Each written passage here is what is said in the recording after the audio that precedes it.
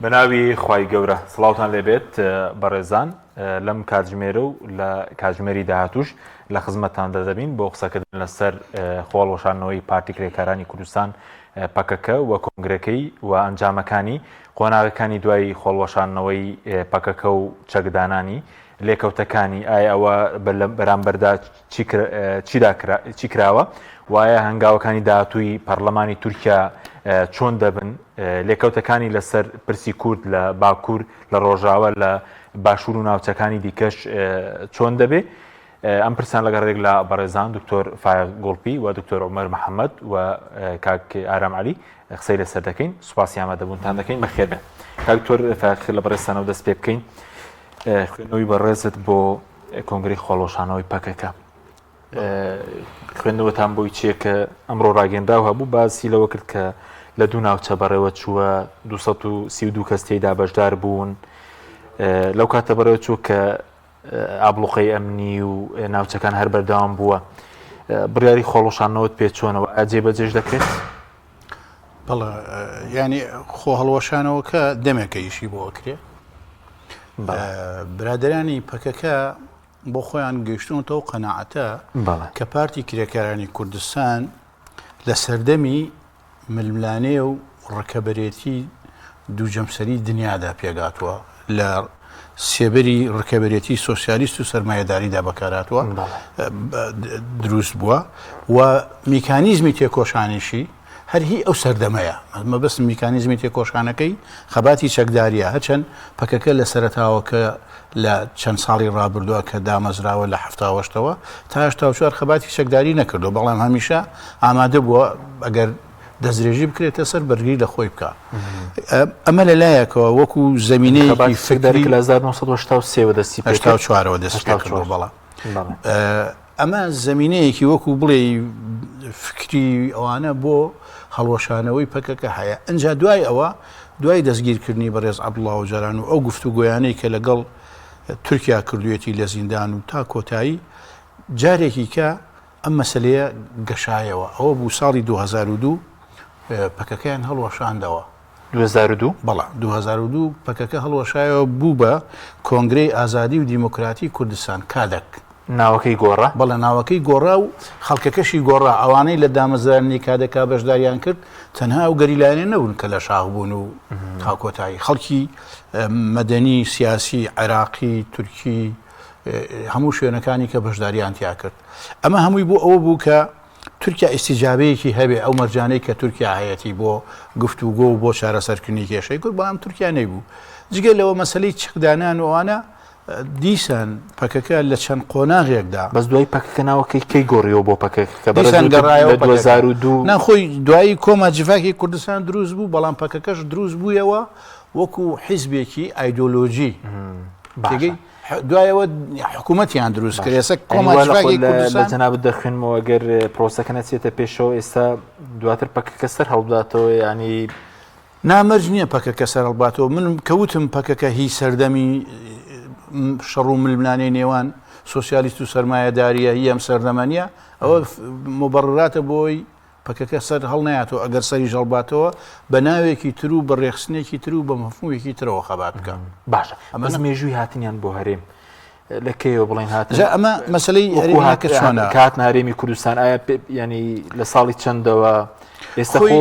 لە باکووری کوردستان نەماون وەکو ناوچەوەیە خۆی لە 1984ەوە ترەوەن کە خەباتی چەکداریان دەست پێ کرد هەندێک پەیوەندیان لەگەڵ هێزە سیاسیەکانی باشووری کوردستان هەبوو بۆ نمونە مەسەلەن یەکێ لەوانە پەیوەندیان لەگەڵ پارتی دیموکراتی کوردستان زۆر هەبوو باش بووە پەیوەندیان لەگەڵ پارتی گەلا هەبوو هەندێ لەبەرەوەی یەکێتی لەوێەوە دوور بوو زۆر پەیوەندیان لەگەڵ یەکێتیان نەبوو لەگەڵ حیزبی شوێنی عێراقیە پەیوەندیان هەبوو لەگەڵ ئەوانە هەیان بووە بەڵام دوای ڕاپەڕین مەسەلەی هاتنی پەکەکە بۆ باشکووری کوردستان ئەوە زۆر دوای ڕاپەڕین بوو لەبەرەوەی تورکیا زەختی خستە سەر هەرێمی کوردستان ئەبێ ئێوە وام تعامل لەگەڵ پەکەکە بکەن و وای لەگەڵا بکەنەوەوانەوە بوو پەکەکەم ئینسیحابی کرد بۆ هەرێمی کوردستان و لە هەندێک شوێن جێگەی گرتو لەوانەیە هەندێک برادەری تر کە لێرەن باشتر ئاگایان لەو مۆزوعە بێ بەڵام تورکیا هەر وازی لەوەش نەیە هەرلی پەکەکە بۆ ناوچەکانی دوای ڕاپەڕین بوو زیاتر بەڵام چونە ناوچەی بادینانی جە لە پارێزگای سلێمانی سنووری قەڵات زێ و ئەوانە هەندێکیان هاتنە لای خدران و ئەوانە ئەو شتانە هەموویە بووە بەڵام تورکیا لەوێش هەڕاویانان لەوێش هەر پەلاماریەدان مشکلەکە لێرایە ئەنجا دوای دەستگیرکردنی بەڕێز عەبدوڵڵا ئۆجلان لە زیندان ئیتر بە چەند مەرحەلەیەک داوای کرد هێزەکانی پەکەکە لە تورکیا بکشێنەوە بۆ سەر سنوورەکان ئەمە یەک دوو چەند مەفرەزەیەکی چەکداریشیان ناردۆتەوە تورکیا ئەو مەفرەزە چەکدارانە بۆەوە ڕۆشتنەوە بۆی وەکو بڵی تێستی تورکیا بکەن هەم بە تورکیا بڵێن ئەوە ئێمە نیازیەوەمانەیە کە چەک دابنین بەڵام مەفرەزە چەکدارەکان کە ئەڕۆشتنەوە لە باتیەوەی ڕێگەیان بن چەکەکانیان لێ وەرگشن و دەرفەتیان بنکاری سیاسی بکەن ئەیان خستنە زیندان و حکمیانەدان بەس ئۆجلان سەردەمێکی خۆشی ئەواتوتە باشووری کوردستان لێرە بوو مەبەستم لێ نییە نەخێر لە قەندی لە ناوچەکانی بادی ئەوەی من بزانم لێرە نەبووە نەخێر نهاتووە ئەو لە باکووری کوردستانەوە دوای کودەتاکەی ساڵی هەشتا و دەستگیرکردنی زۆربەی سەرکردەکانیان هەندێکیان لەگەڵ عەبدوڵڵا ئۆجلان چوونە سووریا و لوبنانەوە لەو مەنتیقەی بقاعوانە بوون هەتا ئەو کاتێک کە سووریا ئینزاری کرد کە ئەبێ ئێرە بەجێبێڵی لێ یەکسەر چوو بۆ ئەوروپا لە ئەوروپاژەوە بوو بەو شێوەی لێ هات کە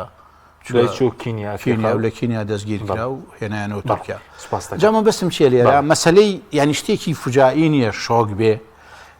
چەکدانانی پەکەکە یا هەڵوەشانەوەی پەکەکە لە ڕابردوو خۆشانکەیان جگە لە ئۆجلان لە زیندانەوەی تریش گەشتونەتەوە قەناعاتێکی خەباتی چەکداری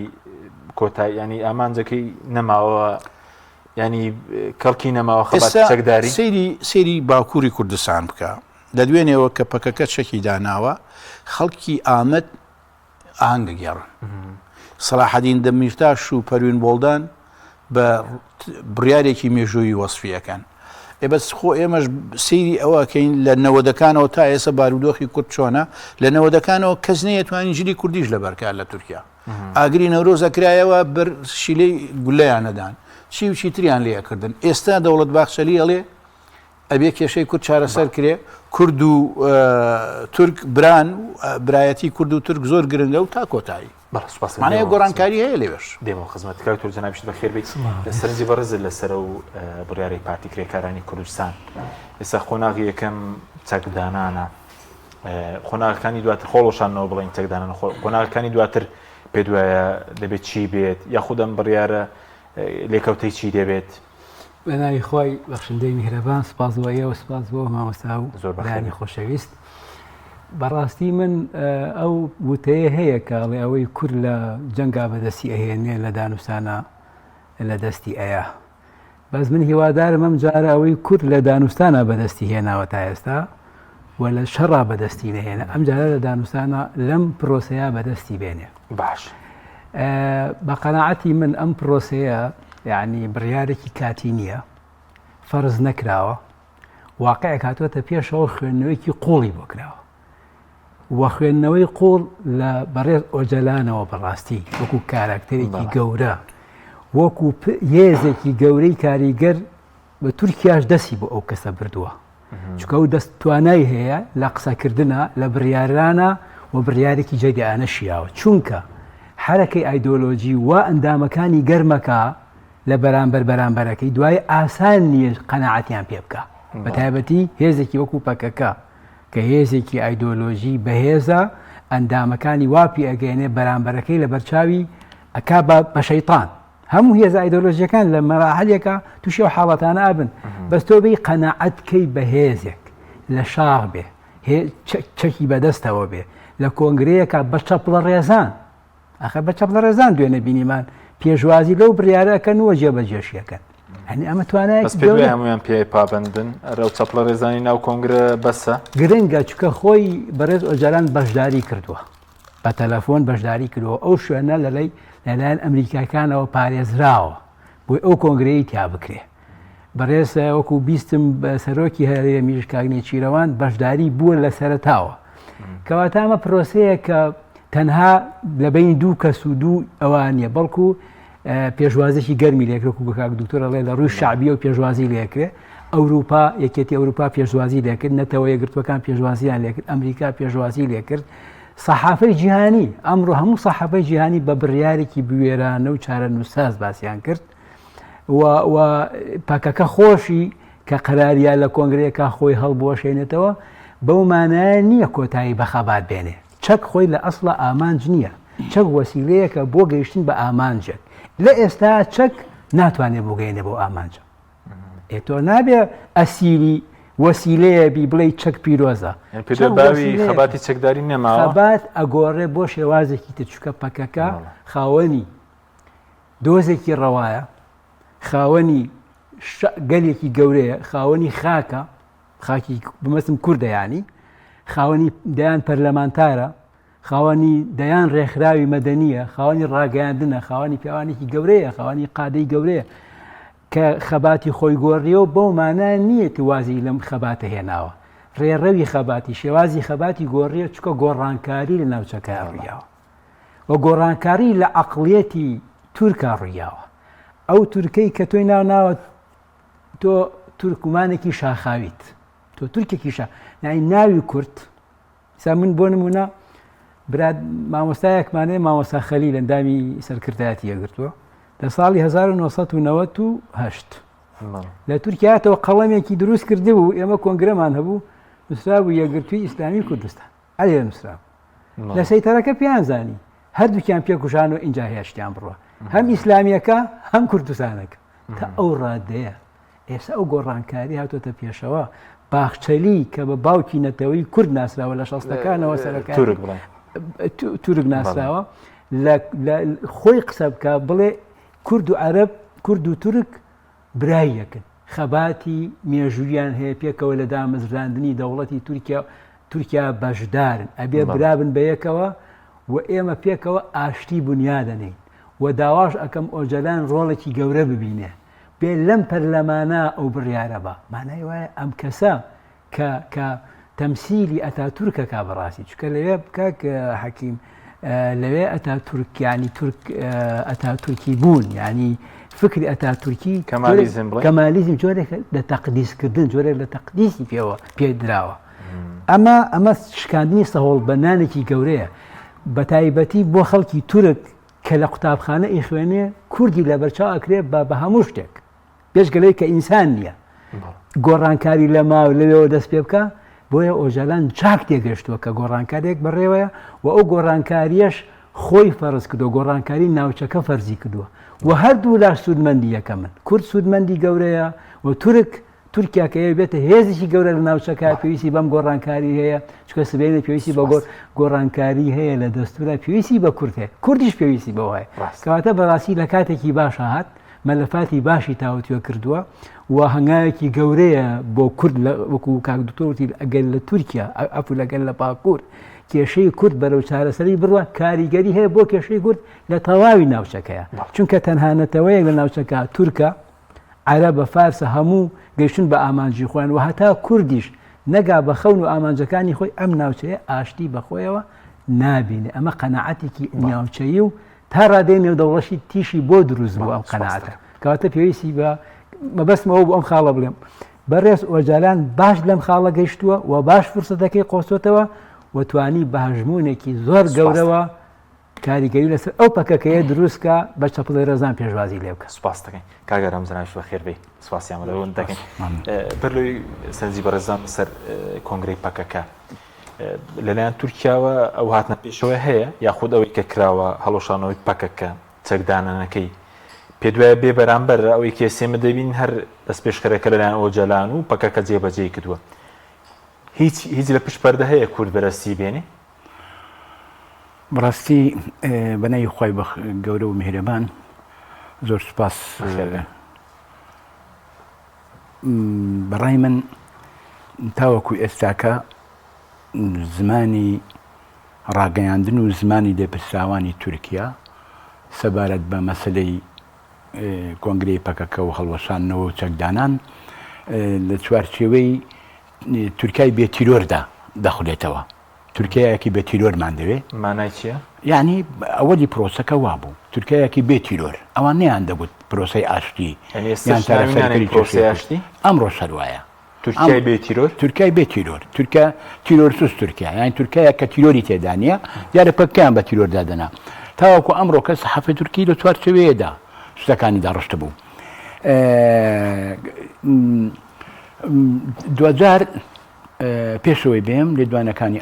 نێودوانی ئەردۆغان هەبوو لە سەرەتی ئەخبارە دەڕۆی سەیرم کرد دەڵێ برایەتی کورد و تورک و سیرۆ زۆرە بابەتەی کا دکتۆر فایق باسی کرد ئێستا بەڕاستی ئەم ئیشە تەنها لەسەر پەکەکە نەوەستاوە لەسەر لایەنی بەرامبەری وەستاوە مەسلەی کورد لە تورکیا جگە لەوەی مەسلەیەکی نەتەوەیە مەسلەیەکی دەستوریشە پێویستە دوای ئەم دەست پێشخەریە گۆڕانکاری لە دەستوردا بکرێ ئەم مەسلەیە بە دەستور چارەسەر بکرێ دام بەبوونی کووردا بندرێ باشە ئەمە تا چۆن هەنگاو دەندرێ بۆی چۆن چارەسەر دەکرێت بە چ پاکێجێک دەبێ ئایا مادەی یەکەم و دووەم و سێم و چارەمی دەستور کە ڕێگا بەمە نادا دەگۆڕدرێ ناگۆڕدرێ چونکە لە دەستوری تورکیا چوار مادەی یەکەم ڕێگا بەمە نادا مادەی پێ یعنی دەڵێ باسنەوە دەکە کە هەمووی تورکە و گورایفای هەموو یەکە و سیرۆ زۆرە بابەتە ئەوەی کەمالیزم باسیەکە باشە بنامەکانی کەمالیزم ئەمە لە ڕۆژانی داهاتوودا زیاتر ئەمە دەبیندرێت تاوەکو ئێستاکە ڕاگەیانەکان و لێدوانەکان بەڕاستی پێ دوای بێ بەرامبەر ئۆجەران ئەمەی کردبێ هەڵۆشانەوەی پەکەکە چەکدانانی بێ بەرامبەر کراوە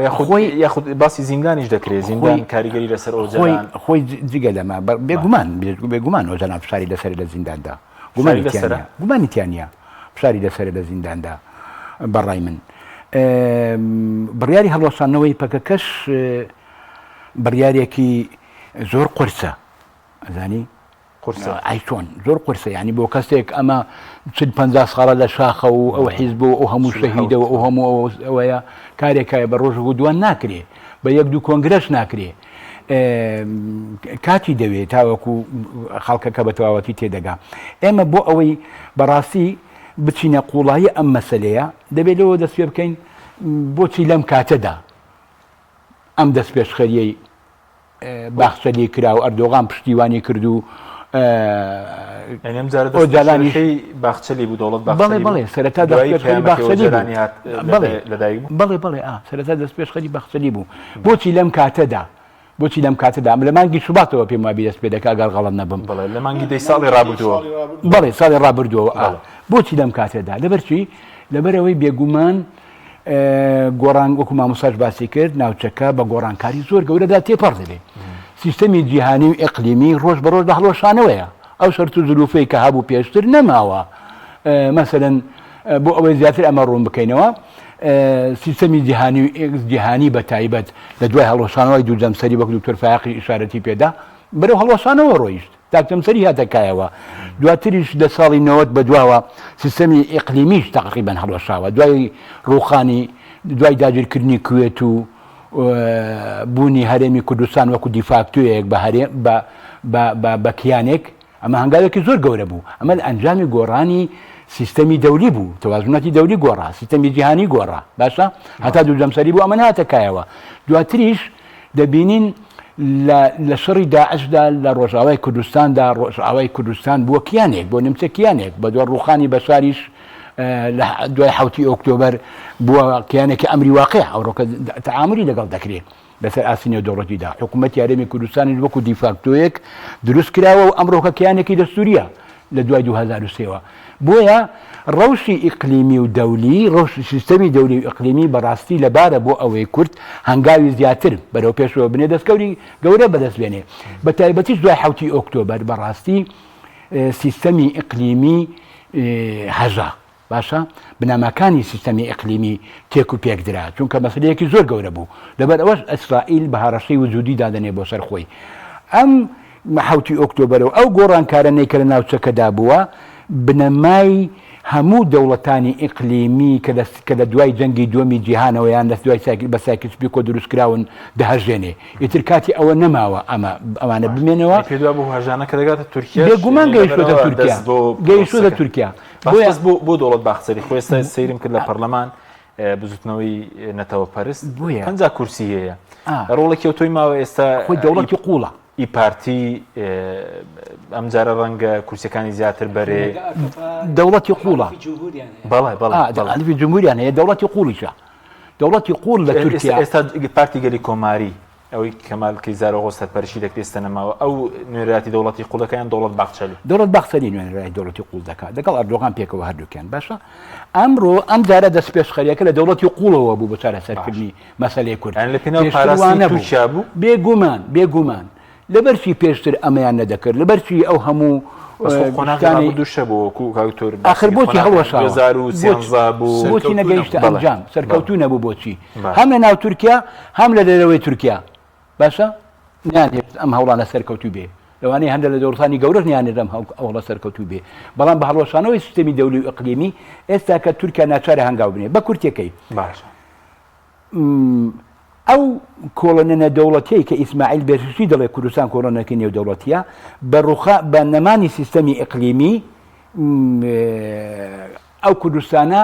ئەو کۆڵۆنی بوونە نێودەوڵەتی لە دەستدا وردەوردا و سیستەمی ئەنتی کوردی کە هەبوو هەڵەوەشێتەوە فرسەتێکی زۆر باش بۆ کوردێتەکایەوە تورکیا ئەمە زۆر باش دەزانێ باشە ئەمە زۆر باش دەزانێت کە ئەو گۆڕانکارێنە ئەوش دەگرتەوە لە پرۆژەی خۆرڵاتی ناوەڕاستی گەورەی کە هەیە ئەمڕۆکە لە دوای 7 ئۆکتۆبەر بە تایبەت کە گۆڕانێکی زۆر زۆر مهمە بەڕاستی خۆرڵاتی ناوەڕاست وەکو نەخشە وەکو فکر وەکو دەوڵەتی نەتەوەی وەکو سنوور وەکو نەخشە هەمووی لە بەردەم گۆڕانێکی زۆر گەورەدایە لە بەردەم بەهۆزێکی گۆڕانکاری زۆر گەورەدایە و ترەمپیش زۆر بە ئاسکرا یان ئیسرائیلی زۆر بە ئاسکرا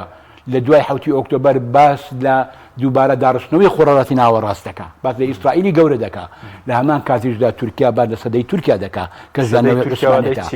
دوو پرۆژەی دژبیەکە دۆغانیش باسی کرد ژیانەوەی عوسمانیەتە ژیانەوەی عوسمانیەتە باشە ئەم دوو پرۆژەیە لێک دەدەن لەبەر ئەوەش تورکیا دەیەوێ چی بکە یەکەم دەیەوێ ئەم فرسەتە لە دەست کورد دەربێنێ باشە لە دەست کورد دەربێنێ یەک دوو دەیەوێ کورد وەکو حەلیفێکی ئیقلیمی لەلایەن ئیسرائیلەکانەوە خەڵکی دیکە بەکارنی هێنرێ بۆ ئەو گۆڕانکارانەی کە لە ناوچەکەدا هەیە چونکە ئەمڕۆکە لە ڕۆژاوە کورسوتە لە هەرێم کورسوتە لە هەمان کاتی دەپەکە کە هێزێکە دەتوانانی سود بکە ئەمەیە مەسەلەکە ئەنجینا تورکیا نەگەی دێمەوە خزمەت بەڵێ فەرموو باس دەکەم کاکتۆر دەتوان نەگەر تێبیریشتان هەبوو تەداخل بکەن کاکتۆر سوارت بە هەموو سەرکردەکانی پەکەکە بەشدار بوون لە کۆنگرەکە ئەو لێکدانەوەی کاک ئارام من لەگەڵیام لەوانەیە منیش لە شوێنی کەوانە بەس بە وشەی تر و بە دەستەواژەی تر هەمان ڕێیم هەیە لەسەر ئەوە بەڵام ئیزافەی بۆکەم ئیزافەکە چییە؟ تورکیا ماندووە 41 ساڵ شەڕەکە لە شاخ لە زیندان لە شەقام لە ئەوروپا لە شوێنەکانی کە لە عێراق لە سووریا یعنی ئیتر ماندوو بوزانی بە ڕێگەی ئەمنی و بە ڕێگەی سەربازی ئەم کێشەیە چارەسەر ناکرێت لەبەرەوە ئەو گوڕانکاریانش کە هەیە کاگاران باسی کرد هەمووی پێکەوە گرێدا و پەنای بردەبەر ئەم مۆزوعە پرسیارەکەی تۆ سەرکردایەتی پەکەکە بەشدار بوو ئەو سەرکردە کۆنەکان کە بەڕێزت بێگومان دەیان ناسی هەموو بینین لە کۆنگرەکان لە دوو شوێنی جیاواز لە شوێنێکی جەمیل بایکوانەی تر ئەوەی کەسی لە وێنەی کۆنگرەکەت کرد ڤیدیۆکان هەمووی بینی مەسەلان ئەڤاڵ جەمالم بینی ئەڤاڵ عەباسم بینی جەمیل بایکە نام هێنا مراد قەڕێڵانە جەمیل بایک هەڤاڵ ژومعەم بینی سەبری ئوچم بینی هەڤاڵ ئاڤێستا و نازانم زۆر شتی کە من ئەم ناسین پێشتر بینی و من لەوێ ئامادە بوون لە کۆنگرەکە ئامادە بوون پێ دوای هەمویان پابند بن چکە باز لەوەی کە ینی ئەوانەی کە ڕاگەاندنی کۆنگرەکە دواخرەکە لە 5 بۆ 7 مانگی ئەمانگە باز لەوە دەکرێت کاندێکیان ناڕازی ببوون دوای ئۆجەلان ڕازی کردی نەمان بیستووە بەڵام ئەوەی کە بەنسبەت پەکەکەەوە هەیە چەند شتێکە یەکەم حیزبێکی خاوەن دیسپلینە خاوەن پێوانەیە دوو ئۆجەلان چی بڵێ ئەوە لەوانەیە کاگارامی شایدیەوەم بۆ بە ئەگەر ناکۆکیش هەبێت لەسەر هەندێشت لە بینی بەرپرس و کادیر و سەرکردەکانە بەڵام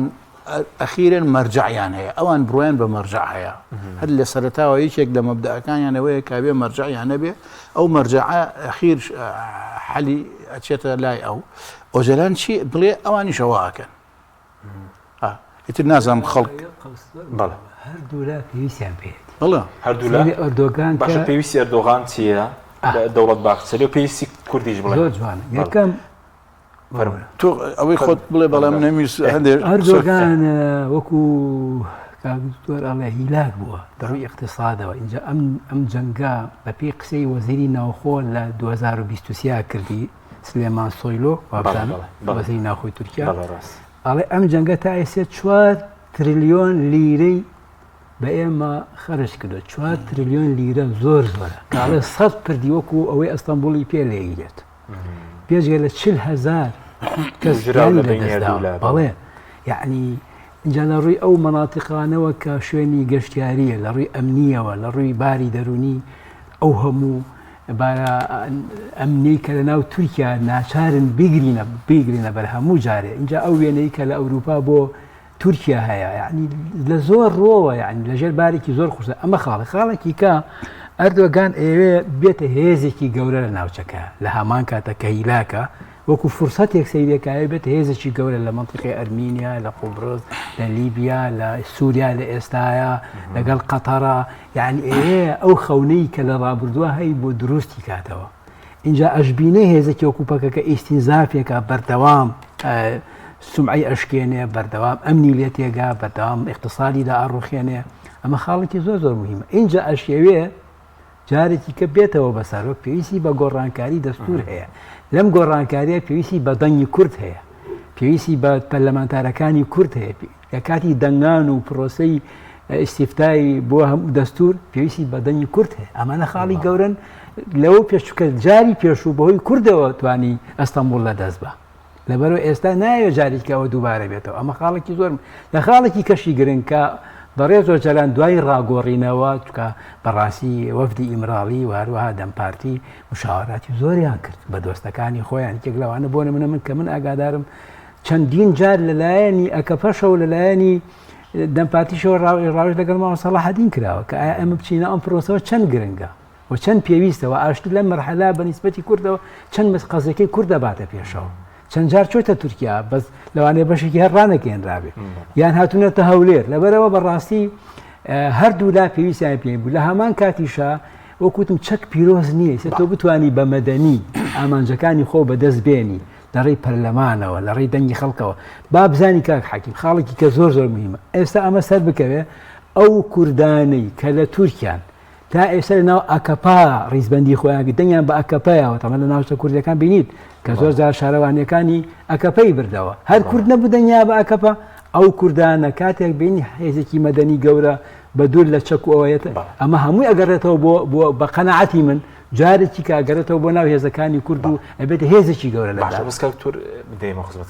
کاکتۆر فێ ینی بێسە سەرکردایەتی پاکەکە پێ دوای هەمویان قۆناغی دیارە چۆن چەکدادن هەندێکشت بڵاو بوو لە میدیاکان گوایە بۆ نمونە لە سەی سادق لە ڕانیە لە کانی ماسی و لە ئامێری چەکدا بنین هەندێک لە میدیای تورکیەوەوە چۆنە ئەو مەسەلا ئالێتەکەی قورس نییە قۆناغبەندی یانود کۆنگرە لە سلێمانی ئەکرێت کەچی کۆنگرە لە قەندیل و لە بادینان کراوە لە قەندیل و بادینان کراوە طبعا لێرە نەکراوە ئاخر هەردووکی لە قەندیل نکراوە نەخێر لە دوو شوێن کراوە یەکی لە بادینان کراوە کامیان لە بادینیان کراوە نازانم تەفاسیل چۆنە بەس لەبەر بارودۆخی ئەمنی لەبەروی سەرکردەکانیان دابەش بوون بە شوێنی بەسەر شوێنی جیاوازە و ئەمریکاش ئەمنیەتی پاراستون بەڵێ جا مەسلەی دوای ئەمە چییە کۆناغی دوایەوە بۆ کۆناغی دوایەوە ئەمشتانە چەکدانانەوە بە قۆناغ ینی سیرکە ساڵی 2006 جوندی تورکی گیرا بوون لای پەکەکە بوون ئازادی کردن چۆن ئازادی کردن حکوومەتی هەرێمی کوردستان لەگەڵ ئەمریکەکان جوندەکانیان وەرگرت لە پەکەکە و ڕادستی تورکیان کردنەوە ئێستاش ئەم پرۆسەیە ئەمڕۆم بەیانێ من لە کەناڵێکی تەلەڤیزیۆنی بەشداری مەکرد وتیان چۆن وتم لەوانەیە نەتەوە یەکگرتووەکان و ئەمریکا و کێ بچنە ناوەوە ئەم مەوزوعە جێبەجێ بکەن یا لەوانەیە تا کۆتایی سێرەکەم ئەو برادەرە کە من قسەم لەگەڵا کردوتی ئێستا لە میدیایەکی تورکیا هاتووە ئەڵێ نەتەوە یەکگرتووەکان نەکەوێتە بینەوە بۆ داماڵینی چەکەکانی یا وەرگرتنەوەی چەکەکان لە پەکەکە ئەمریکا بەشدارە بڵێن هین هەیە دسپلینی هەیە نەتەوە یەکگرتووەکان ئەم چەکدارانە شوێنێکیان بۆ دیارەکرێت کە چەکەکان تەسلیمە اینجا مخەوەل ئەکرێتەوە لە تورکیادا دانیشەیە یا ئەچێتە شوێنە کە خۆی هەڵێ اینجا خولیان بۆ ئەکەنەوە اینجا هەلی کاریان بۆ ڕەخسێنن یعنی ئەمە هەمووی دیسپلینە لە تێگرتەکان دانراوە هێزێک چەکدانێ و بەم شێوەیە چۆن مامەڵی لەگەڵا بکرێت پێچی ئەو قسەیە تەواو هەر بۆ بڵێ هەندێک شت بڵێم ئێستا پەکەکەەوە خۆی هەڵۆشاندەوە و شەڕی چەکداریشی کۆتایی پێێنە ئێستا تۆپەکە لە ساحەی تورکایە تورکیا بێت چی بکە مەسەلاً ئێستا سوپا تا ئێستا شەڕی ڕانەگرتووە ئەبێ شەڕ ڕابگرێت چکە لە بەیانەکە بوو دەڵێ ئەو ڕۆژێک کە کۆنگریان کردووە ئۆپەراسیۆن هەر بەردەوام بۆ باسی پارتی دەکڕۆژ بەڵێ پارتی ژابلۆ قەیداون پارتی بەڵا جا دوای ئەوە ئەی ڕاگەیاندنەکان ئەوەی کاگاران باسی کرد ئێستا ئەڵێن تورکایەکی بێتیرۆ ینی کێ تیرۆریسا ئەبێ ئەوانیش واز لەو زمانە بێنن ئەجا بەڵام خاڵی لە هەمووی گرنگتر ئەوەیە پەرلەمانە بێت دەست بەکار بێ ئەو کاتە سەرکردەکانی پەکەکە ئەو یاسای دژە تیرۆرە کە هەیە ئەوان لە چوارچەوەی بەندەکانی یاسای دژە تیرۆرە متهمن هەندێکیان حکمیان لەسرە هەندێکیان حکمی ئەعدامیان لەسرە ئەبێ لە هەر کاتێکە مەجال هەبوو جێبەجێەکەن بەڵام تر ئەمە سیاسەتە ئەگەر نیەت پاک بێ ئێمە نمونەی هین بێنینەوە ئەحمەد شەرع لە چەندین وڵات داوا کراوە ئێسەیەت بۆ عێراق ئەمە خاڵێکە خاڵی دووەم ئەمریکا 10 ملیۆن دلاری دانابوو بۆ هەر کەسێک بیگرێ یا بیکوژێ ئێستا وێ بچێ بۆ ئەمریکا یعنی کە گۆڕانکاری سیاسی بوو گۆڕانکاری یاساییش ئەبێ بە دوایدا بکرێت بە دووری نازانی سەرکردەکانی پەکەکەوانی دامەزیرەکانی بڕۆنەوە تورکیا نا بە دووری نازانم بەڵام بەمەرجێت گۆڕانکاری بکرێ گۆڕانکاریەکان لەسەر دوو ئاز دەبن بەشێکیان هەنووکەیە یاساکانی پەرلەمانە بەشێکیان ڕاگررتنی ئۆپراسیۆنەکانی سوپایە بەشێکیان گۆڕانکاریە لە خیتابی ڕاگەیاندنەکانە بەشی دووەم کە درێژخایەنەکەی ئەبێ گۆڕانکاری لە دەستوری تورکیا بکرێ خۆی کێشەکە چیە لێرە کێشەی سەرەکی لە تورکیا ئەوەیە تورکیا ئەڵێ تورکیا وڵاتێکی یەکنەتەوە و یەک زمان و یەک هێنا ئاڵایە باشە ئاڵاکەی قەیناکە بەڵام زمان و نەتەوەکان لە واقع ئەوانە تورکیا کوردی تایە تورکی تایە تورکمانی تایە شەرکەسی تایە ئەرمەنی تایە عەرەبی تایە وازان فارسیشی تایە هەندێک کەمینە نەتەوەی تر هەیە لەبەروی گرنگە تورکیا لە ئایندەیە گۆڕانکاری لە دەستورا بکە بەو شێوەیە تەنیا نابژەوەندی حیزبێک یا ئایدۆلۆژیایەک ڕەچاو بکە بەڵکو دیموکراتیزەکردنی تورکیا ڕەچاو بکە چونکە ئەگەر بێت و ئەو گۆڕانکاریانە بکە ئیتر تورکیا پێویستی بۆ نییە خۆی ڕاگرێ بەرامبەر بەو گۆڕانکاریانەی کە بەڕێوەن زەربەی بەرناکەوێت بەڵام ئەگەر نەیکە زەربەی بەرەکەوێت ئەمە مەسەلەکانە بەڵێ کاگەرم سەبارەت بە پێدوێ پەرلەمانی تورکیا بە زوانە هەنگاو بنی هەنگاوێکی هەمواری دەستور بێ یاسای تیرۆرە بۆشێنێتەوە مەسەلەی لێبوردنی گشتی ئێستا دەمێکە پەرلەمانی تورکیا خەریکی تعدیلی دەستوریە پرۆژەشیان هەیە باشە بەڵام ئەردۆغانیش ڕایگەیاند 4 مادەی یەکەمی دەستور ناگواردرێ وەکو خۆی دەمێنێتەوە وەکو 4 مادە یەکەم ئەو 4 بۆ دکتۆر باسی کرد چی بۆ کورتێدایان مادەمە و ڕۆژەیەکە پەرلەمان وەکو گوتمان دەڵێ برایەتی هەمووی گەلی تورکا بەس کوردیش تێدا دەژی ئەزانی لەو چوارچێوەیەدایە مهم لێرەدا مەسەلەی ئەگەر قەوسێکم بیتێ کارگارم ئەگەر کاکبڵیم خۆی ئێسا یەک زمان بەس ئەڵێن تورکیا یەک زمانی هەیە یەک نەتەوەیە یەک زمانیش بەڵێ بەس ئێستاوە لە بەعەمەلی بەڕسمی مەجالێن بە کورد بە زمانی کوردی بخوێنێ ئەوە هەیە ئێستا هەیە بەڵێ چەند لە هەندێک شوێن مەجالیان داوە ئەگەر بێت و خەڵک داوا بکە کۆمەڵی مەرجی تایە خوێندکاری کورد دەتوانێت لە زانکۆ لە قوتابخانە بە کوردی بخوێنێت تێدا نییە یعنی ئەزانیشی ئێستا هەندێک شتیان کردووە ناکۆکە لەگەڵ دەستورەکە دەستورەکە بگۆڕن بەڵێ خۆی دەبێ بە پێی دەستور زەمانەتی مافی کورد بکرێ باشە بە پێی دەستور ئەمە زۆر مهمە پەرلەمان چاشن بۆ ئەمە ئامادەیە دەستور دەبێت لە پەرلەمان هەموو بێگومان لە پەرلەمانەوە بەڕاپرسی خەڵکە لە پەرلەمانەوە بەڵێ ئاخرنا ئەگەر بێت و دوو لە سەسەی پەرلەمان ڕازی بێ پێویستی بەڕاپرسی نییە ئەخسا بە کورد و بە ئەوپەیمانەتی کۆمار دەکاتە 370 لە 600 ئەگەر دوو لە سەسەی بەڵێ دەگاتی تقریبان دەگاتێ دوو لە سێ پەرلەمان ڕازی بێ پێویستی بە ڕاپرسی نییە مهم لێرەدا مەسەلەکە چییە ئەمانە شتی تەکنیکین یعنی ئەگە نیەت هەبێ ئەکرێ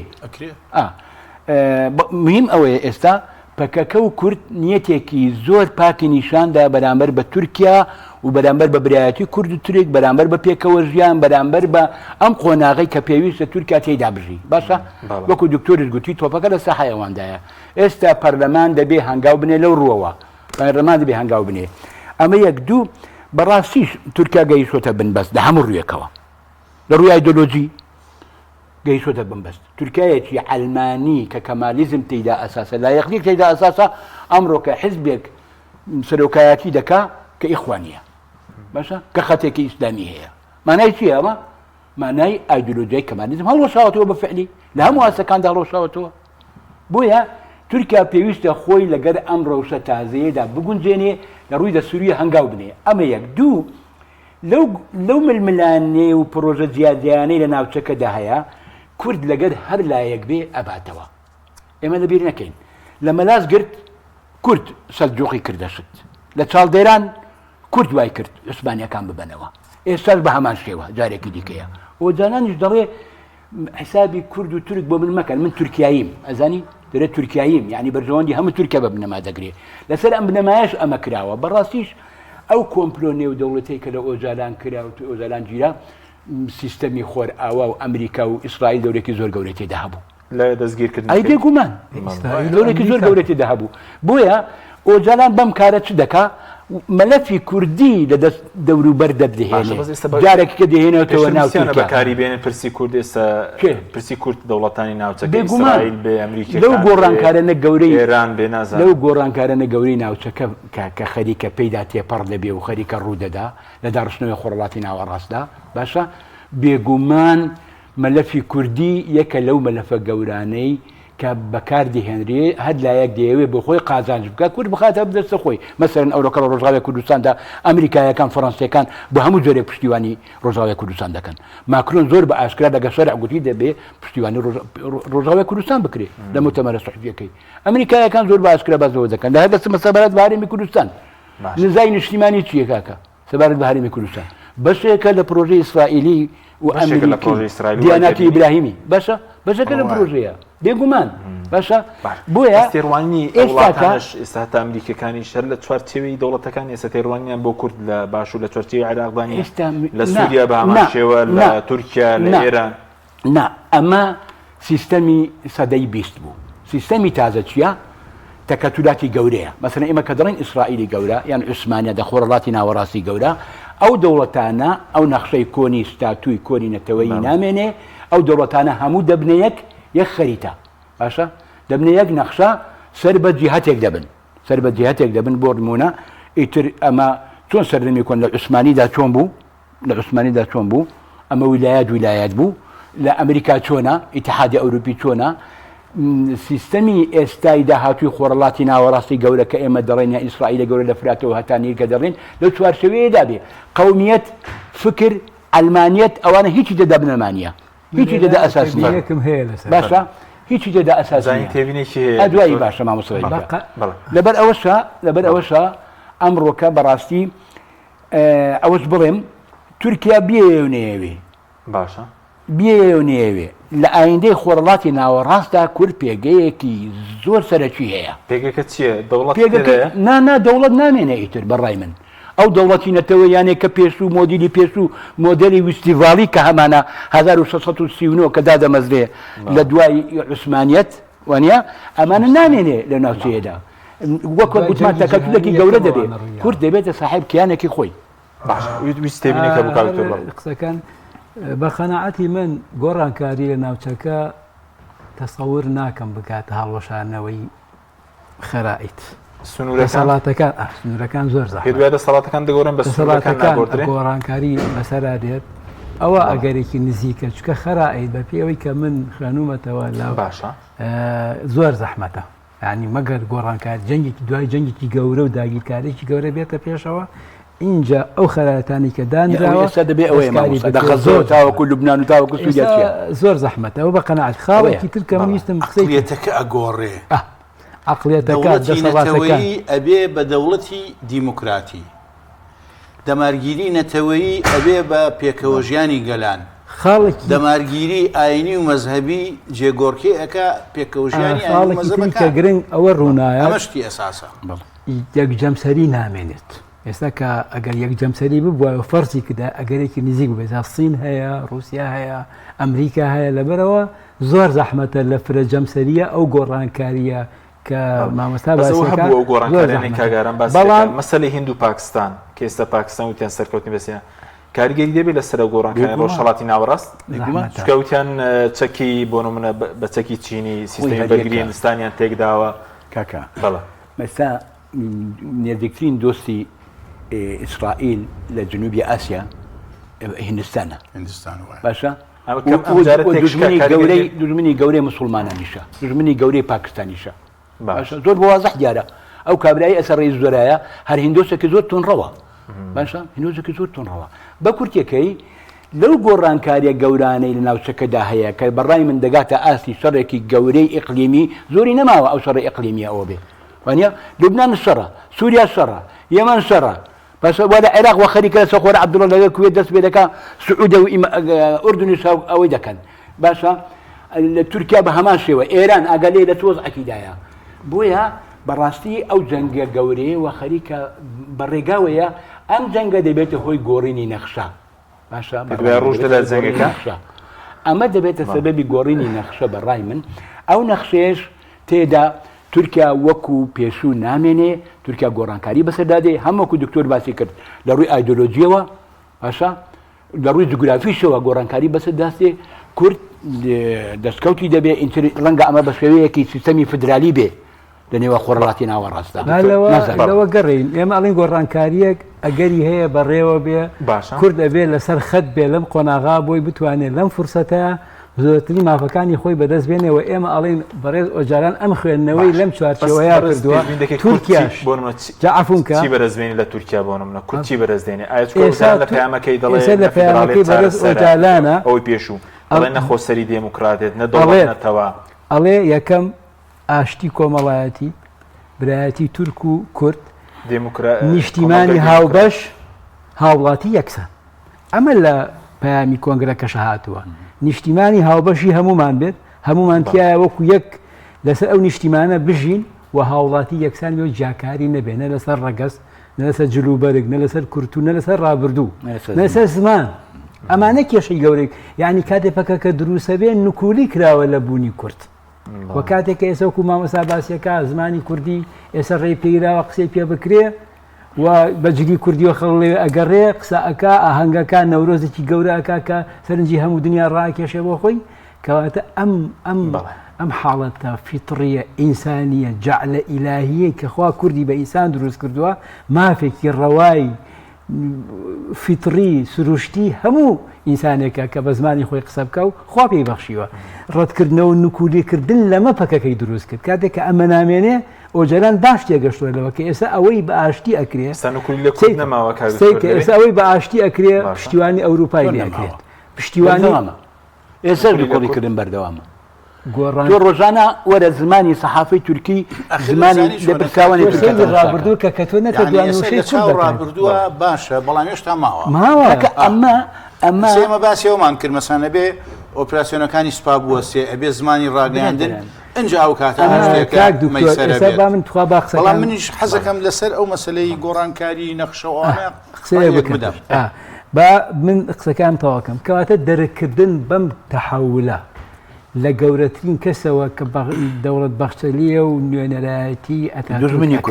دژمنێکی سەرەکی بووە و هەر هەمیشە ئەوان ڕێگر بوون لە هەموو گۆڕانکاریەکانە و ئەڵێن ئەو دەولەتە عەمیقە بووە کاتی خۆشی هەوڵەکانی تۆرگل ئۆزار لە نەوەسیا لەبار بردووە هەر دەوڵەت بەخشەلی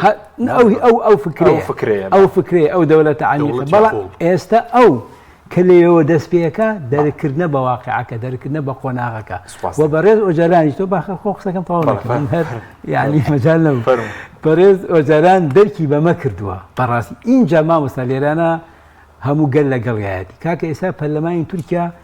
لە 195 لەگەڵ ئەمایە ئەکەپە لەگەڵیایەتی دەوڵەت بەخشەری لەگەڵیایەتی جەهاپە لەگەڵیایەتی ئایندە لەگەڵیایەتی دەمپارتی لەگەڵیایەتی بەس ئای نازانمە ئەی پارتی ئەمە ئەی پارتی ئەمەیە ئەمڕۆکە هاتە پێشەوە دژایەتی کرد کە لە سا پێنجی دەنگی تورکیا کورسیانەیە لە 600 کورسیەکە چەند 43 کورسی لە 600 کورسی یعنی کەمە لە سا چەند تقریبا لە سا تا ئەو لەوانەیە پێک بێنێ کەواتە ئەم پرۆسەیە پێگەیوە نزوجی کردۆک بە زمانی عەرەبی ئەڵێ لەبەرەوە لە کاتێکی باشە هاتووە و لەسەر ئاستێکی باڵای باشە دەستی پێ کردەوە و ئیستیقبال و پێشوازێکی گەورەی لێکرێ و گۆڕانکاریش لە پەرلەمانە بۆ ئەمە چکە دیسپلین لە پێشەوە لە ڕووی مەبدەئیەوە ڕێکەوتون تەنانەت میکانیزمی ڕێکەوتەکانیشیان باس کردووە میکانیزمەکە لە بینی وەفدی ئیمراڵی و لە بینی حکوومەت و بڵێ ئەو وەفدەی کە مامەڵی کرد لە مەوزوعە یعنی تەفاسیلی تایەوە لە زمانی عەرەبی ئەڵێ شەیتان ئەچێت ناو تەفاسیلە بەڵام ئەوان ئەو قۆناغەشیان تێپەڕانوایە زۆر ناوبڕێکمان هەیە سەری سەعات لە جەنابتەوە دەست پێ دەکەین باسی گۆڕانکاریەکە باشە سپاس دەکەین بەڵێ بینەرانی بەڕێز دوای ناوبڕێک دەگەڕێینەوە وڵاتان لەگەڵمان بمێنەوە جارێکتر سڵاوتان لەبێت بەڕێزان درێژە بە گفتوگۆکەمان دەدەین باز لە خۆڵۆشانەوەی پەکەکە ئایندەی کورد لە تورکیا چی بەدەست دێ کاکتۆر پێشتر کاگارام و دکتۆر باسیێن گۆڕانکاریەکەی ناوچەکەیان کرد بەڕێز دویست شتێک بڵێ فەرمو بەڵێ خۆی ئێمە لە باسەکە تۆزێ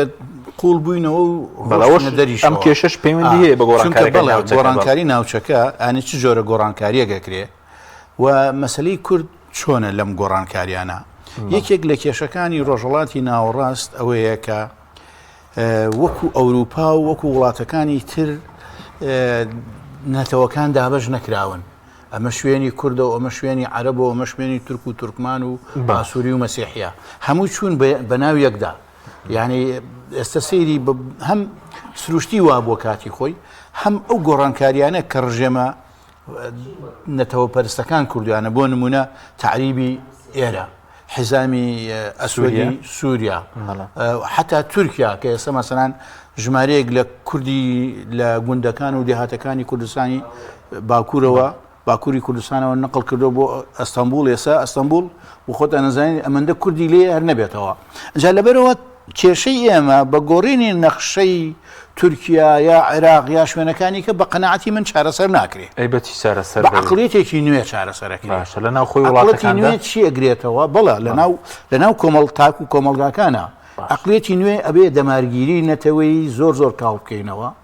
دەمارگیری ئاینی و مەذهبی زۆر کاڵ بکەینەوە لە باتی دەمارگیری نەتەوەی پێکەوە ژیانی گەلان باش لە باتی دەمارگیری با بڵێن ئاینی و مەذهبی دیسانە بێ شتێکی کە بێنین کە ڕێز لە ئاینیا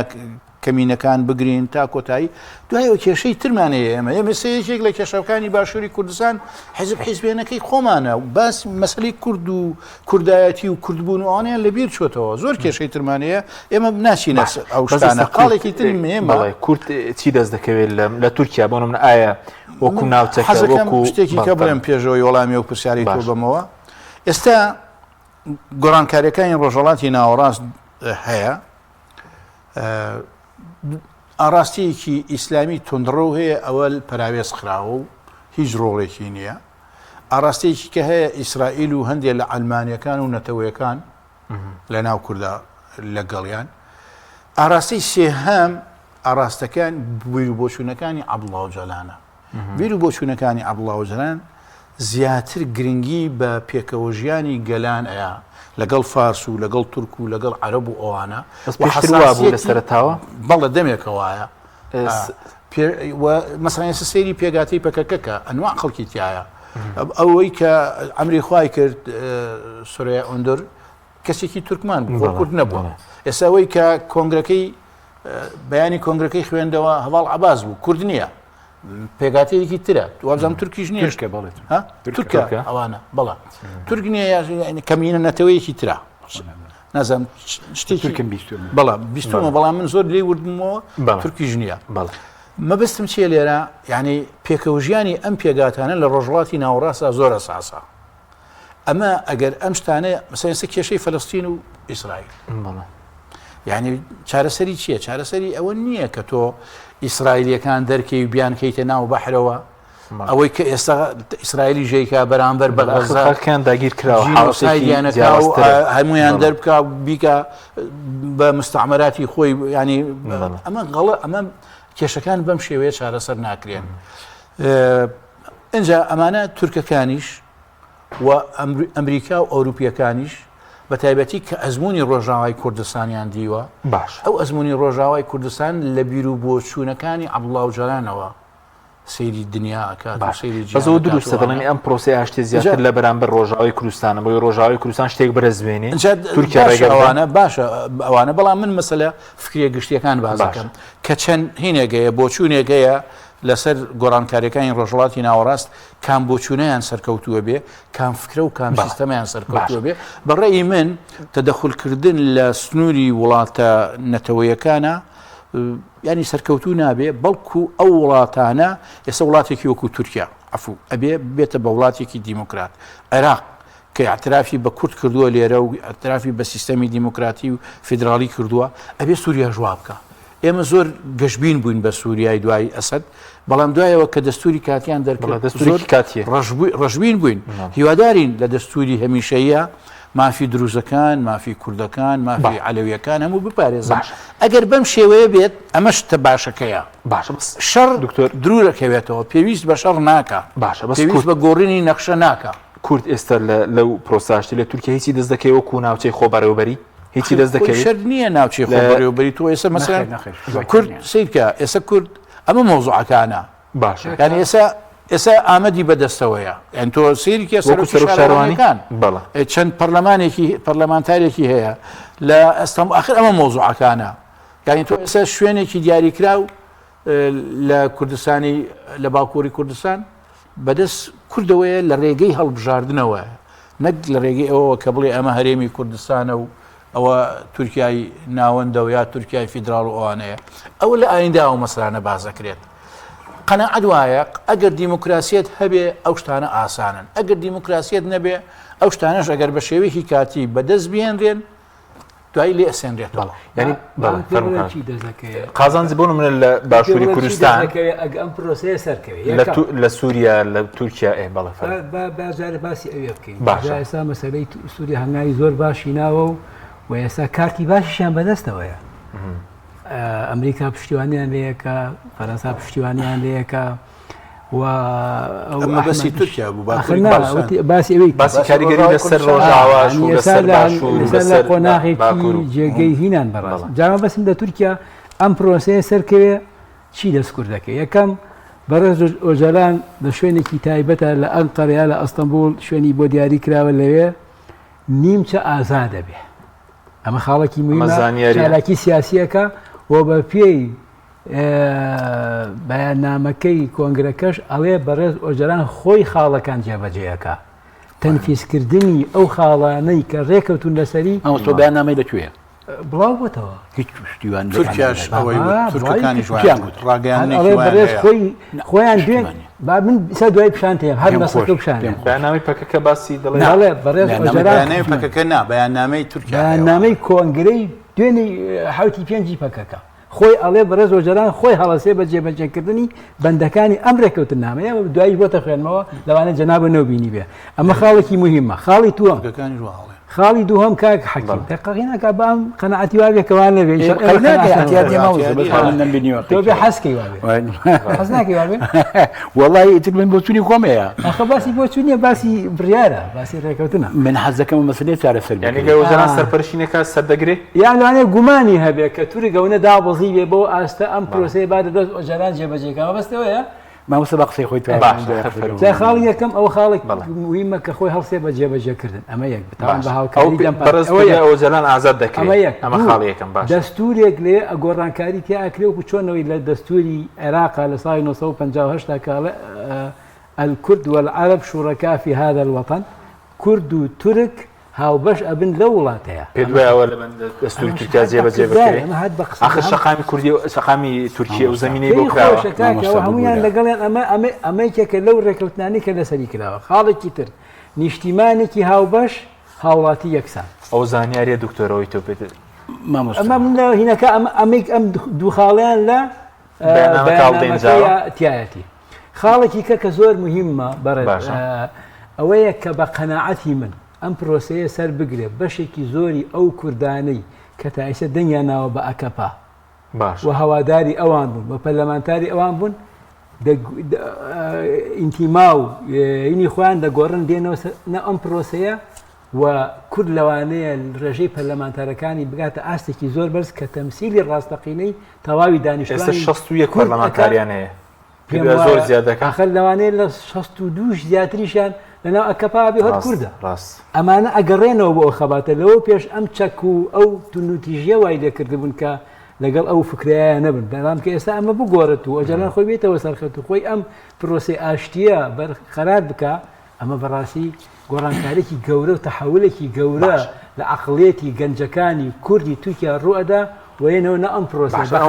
من ئەوم لە قسەکانی خاڵێکی تری مهم باشە بەڕێز دەمیرتاش سەیری ئەو ئیستیقبالەکە لێی کرد بەڕێز پەرین گوڵدان سەیری ئەو ئیستیقبالەکە لێی کە ئەڵێ تاجی ئاشتی ئەەکەین بەسەری ئەم پرۆسەیەدا ئەوانە کە ناو پرۆسەکەدا دیارە ئاگان لە خاڵەکان هەیە هەنگاوی گەورەنراوە یعنی دڵیان بە پرۆسەکە خۆشە لە هەمان کاتیشا کە ئەزۆکان قسەی کە دەمیوارێ ئەڵێ بەجددی لەگەڵ ئەم پرۆسەیە دەبێت چکە قانجازی گەورەی لێکە چاوەڕوانی گەورەیە ئەوێ بێتەوە بە سەرۆگەیە گۆڕانکاری دروستکە